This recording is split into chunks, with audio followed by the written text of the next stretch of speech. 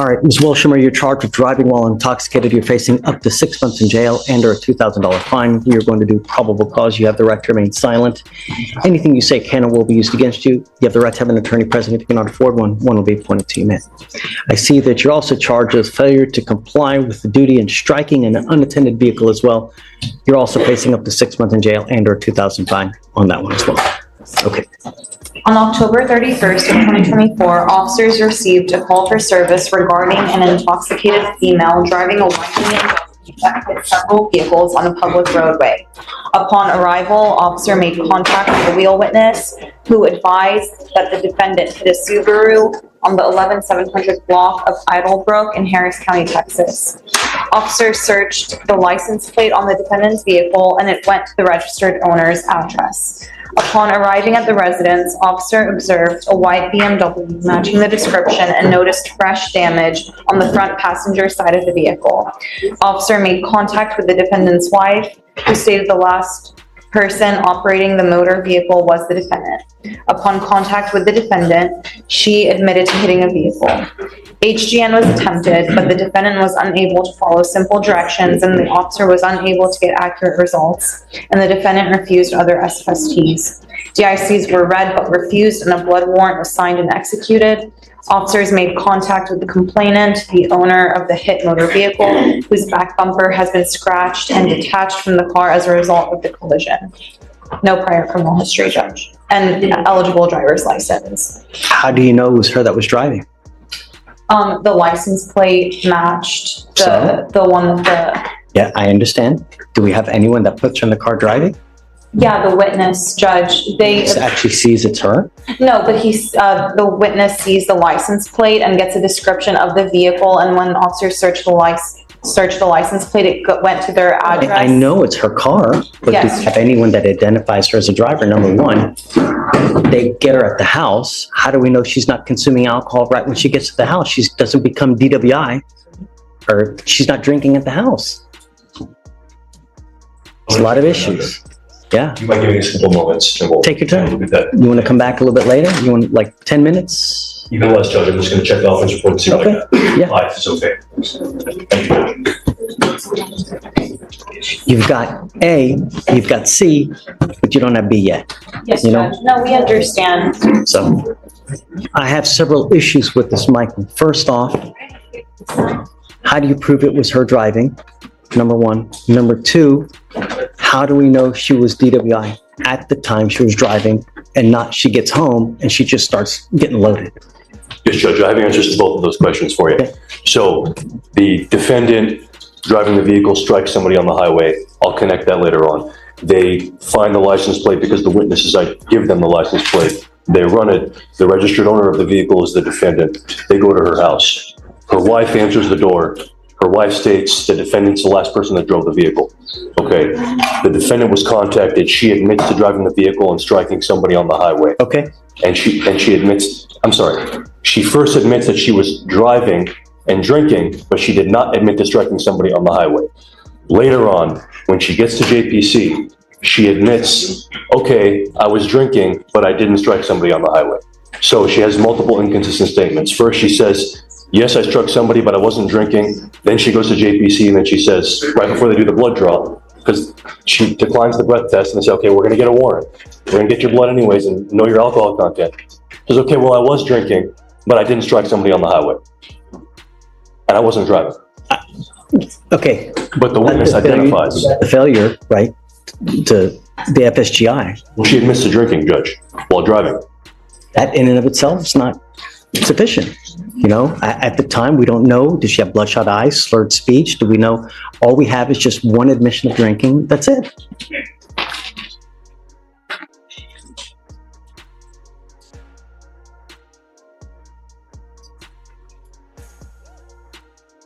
So one of the witnesses, Judge, that observed her strike the vehicle, because they did observe her in the vehicle after the strike before she left. She states in a voluntary statement, older white lady in BMW, acting crazy, rear ends a Subaru, got out of the car, slurring her speech, barefoot, stating she was trying to get home. You give me any indication that she Yes, Judge. leads you to, Yes, Judge. just to believe that she's intoxicated, that you have objective facts, that's something else. There's a written statement. All right. Pause right here. This is where things get serious. 2 charges, possible jail time, and fines stacking up fast. But remember, this is probable cause, not guilt. The court is only asking one question right now. Is there enough smoke to look for fire? Stick around, because this case gets messy. And then in the offense report, judge from a witness. Counsel, did you want to state anything? Yeah, I'm one judge. Did you want to say anything? No, Judge, I mean, I just agree with you. I think it's hard, again, put her behind the vehicle. They say they have a witness. The witness never really ID'd her, gave her just kind of a description, but didn't really ID and say, you know, the officer never brought her to the scene. That's the person or anything like that. 2 different admissions, though. That's how we connect that, right? And then my other concern was whether she was intoxicated, right? Because we have a disconnect there, but we have witnesses that see her in a certain way that will lead us to believe as to why. So, all right. She's going to dispute that she admitted. Sure. Judge, but still, This is just a mere probable cause hearing, right? Just to determine whether there's enough to go forward. It by no means does it mean that you're guilty, just enough to go forward. Is it enough to find you guilty beyond a reasonable doubt? Perhaps not. Perhaps, I don't know. You know, evidence will point to whose side is correct, because I wasn't there. Mr. Caraba wasn't there. Michael wasn't there. But evidence will lead us to believe. I mean, there should be videos, dash cam, you know, videos of you on the night in question, and all that will tell us whose side is correct. It will take a while, but in the interim, don't consume alcohol. Don't use illegal drugs, and I'm going to test you like crazy. If I find that you're consuming alcohol or any illegal drugs, I will put you in jail. You will not get any more PR bonds. Do you understand? Yes. Michael, do you see any prior DWIs? Checking now, Judge. Do you have a valid Texas driver license? Yes. Do you have valid liability insurance in your name? Yes. Okay. As long as you have both, you can continue to drive. But like I said, no alcohol, no illegal drugs. She's got no criminal history, Judge, and her Okay. driver's license is currently eligible. All right. So for now, you have a lawyer. Because you have a lawyer, we will waive your appearance. You don't have to waste your time coming to court, but you must stay in touch with counsel, and he'll tell you if and when you have to come back to court. If he tells me he can't get a hold of you, we will issue a warrant for your arrest. So don't pick up any new cases. Don't use. Stay in touch with counsel, and we're good. Give me questions. All right. We'll have you sign a wreath of Victoria. We'll have you get with the pretrial, and then you're free to go after that. If I may say one thing, I like your jacket. Take care. Thank you, Judge. Yes, sir.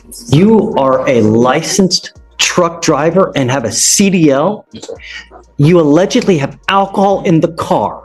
You are held to a higher standard because you have a CDL. In fact, your breath tests are even lower than what a normal person is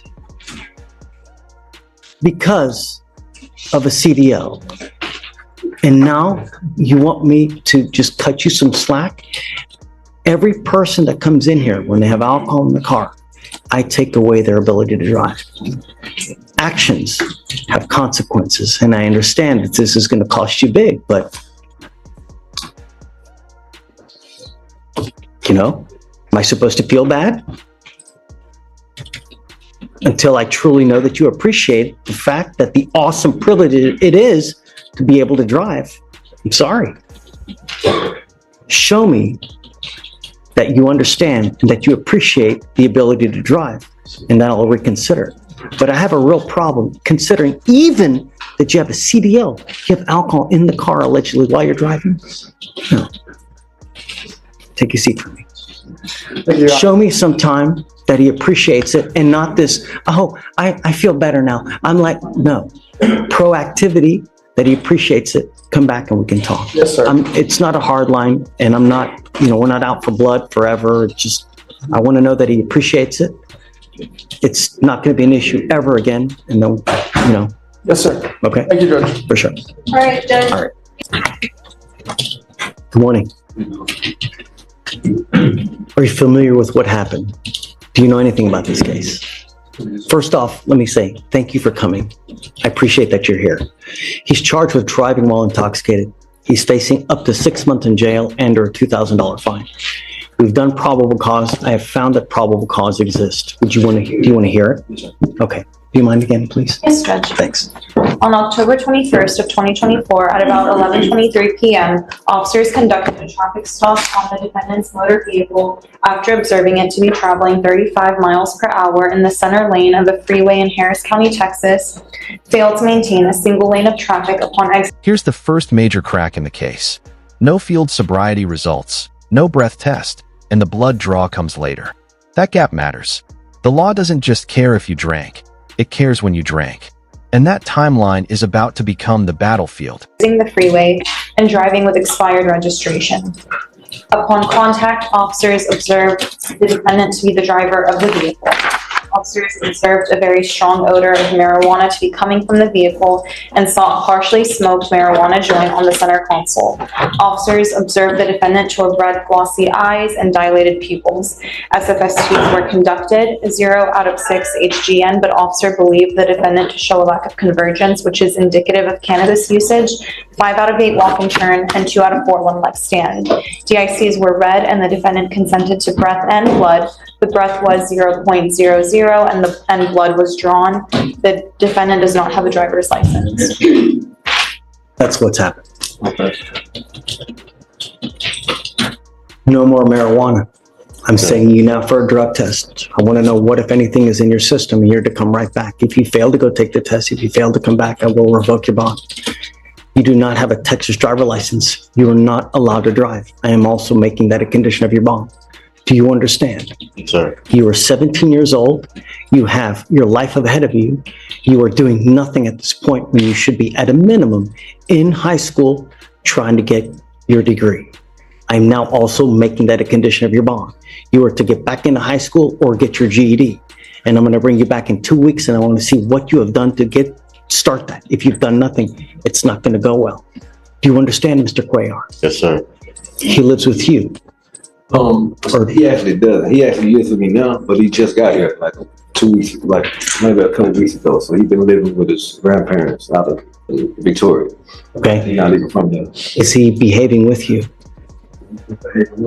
Okay. The whole point has been kind of like a problem with him living down there. So that's why I got him and try to get everything. Has he been having a lot of issues down there? Not that I know of. I don't know of the issues down there. I'm just becoming aware. You know what I'm saying? We just kind of like connected and trying to make everything right now. This is not a good way to start through your life. You look high as hell right now, Mr. Cuellar. I mean,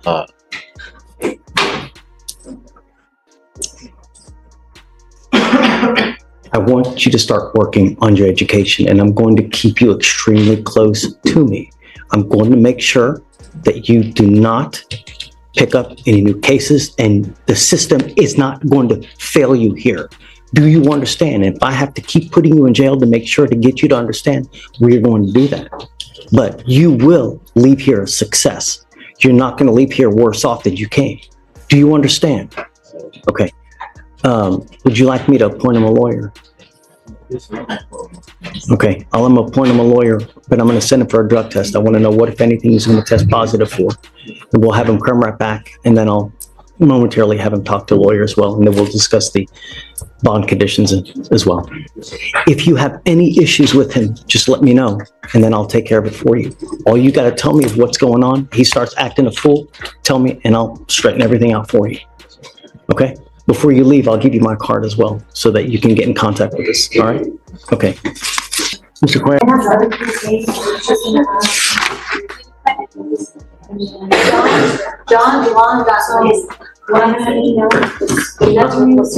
Lamb, yeah. I wonder why I never approached on the bond. Oriana Guevara Aponte. ¿Es usted? Sí, señor.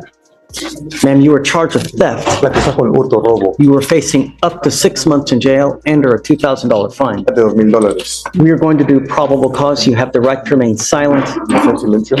Anything you say can or will be used against you. You have the right to have an attorney present. Abogado presente. If you cannot afford one, Vea, por favor. one will be appointed to you, ma'am. Officers were dispatched to Walmart in Harris County, Texas, in response to a theft. Respuesta a un hurto, robo. The loss prevention officer told officers that the defendant placed numerous items into Walmart shopping bags that were already in her cart. Que ya estaban en su carrito. The defendant continued to place additional items into the bags, including a blanket and plug-in sets. Y unos aerosoles. The defendant then walked past all points of sale without paying for the Pasando por los puntos de items. venta sin pagar por los artículos. No prior criminal Ningún history, antecedente Judge. penal previo. This right here is a judge doing exactly what they're supposed to do, poking holes. No direct ID of the driver, no proof she wasn't drinking after getting home. These aren't technicalities, these are constitutional problems. Would you be comfortable moving forward on this? ¿Cuál es el valor? The DIMS don't say, I'm checking to see if the offense report is up. Great to see you. Look, We do have some discovery and I'm just seeing if one of them is the offense. I need a value. I Necesito know. un valor. Okay, yes, $218.52. $217.52. Ms. Guerrero, I'm going to find that there's probable cause to go forward with the case. Tell me, are you a United States citizen? No, Are you in this country with or without permission? sin permiso. Con permiso. With permission.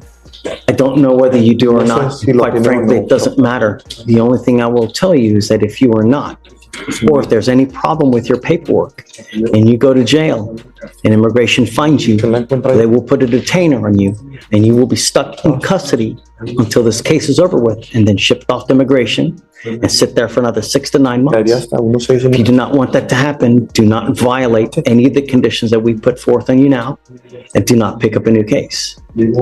I'm ordering you as a condition of your bond not to go to any Walmart for any reason whatsoever. Do you understand? ¿Entendido? Sí, señor. Yes, sir. I find that you go to Walmart, I'm going to revoke your bond, put you in jail. You will not get any more PR bonds. Casi no va a recibir representación personal. Now, you have an attorney. It is your responsibility to stay in touch with Ms. Garcia. She will tell you when you have to come back to court. If she tells me she can't get a hold of you, likewise, we will issue a warrant for your arrest.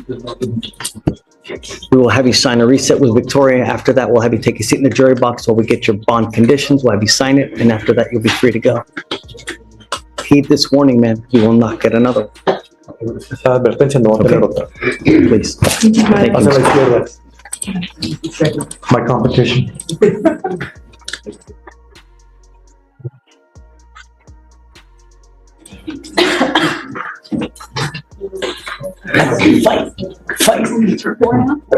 Fight. Judge, the next better speaker is page 6, Jay Alvarado.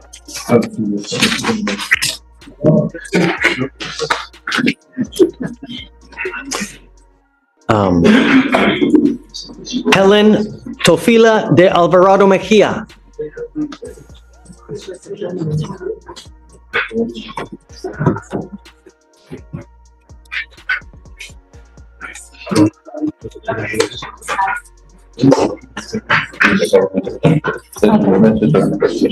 You are Helen de Alvarado Mejia. Yes. Ma'am, you're charged with theft. You're facing up to 6 months in jail and or a $2,000 fine. We're going to do probable cause. You have the right to remain silent. Anything you say can or will be used against you. You have the right to have an attorney present. If you cannot afford one, one will be appointed to you. Officers were dispatched to a J.C. Penney in Harris County, Texas, in response to a theft. The loss prevention officer told officers that he observed the defendant take various items and walk past all points of sales without paying. The officer observed this on the store surveillance. The total cost of the stolen items was $178, and the items included a smartwatch and skin products. The co-defendant in the case was arrested for possession of a controlled substance out of the same transaction, and she's up in felony courts, and this defendant has no prior criminal history. Did the other person have a theft case as well? Do you know? Or just a PCS? Because if they also charge the co-defendant with theft, we need to know what the cause number is, because it may transfer. Just a PCS, Judge. That's it? Okay. Mr. Alvarado, I'm going to find that there's probable cause to go forward with the case. Tell me, are you a United States citizen? What happens if you go to jail, man?